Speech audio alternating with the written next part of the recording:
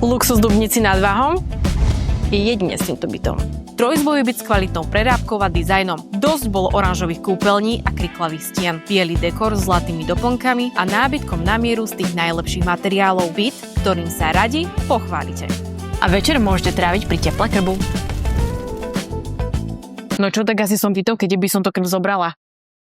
A to nie je všetko. Byt sa nachádza v tej najikonickejšej časti Dubnice, prezývaný ako víťazný ovál. Tvorí ho 6-bytový domov s 11 poschodiami, ktoré sú rozmiestnené do oválneho pôdorysu, ktorý nebol náhodný. Išlo o moderný koncept doby, ktorý mal vytvoriť komunitný vnútroblok a opticky odľahčiť hustotu výstavby.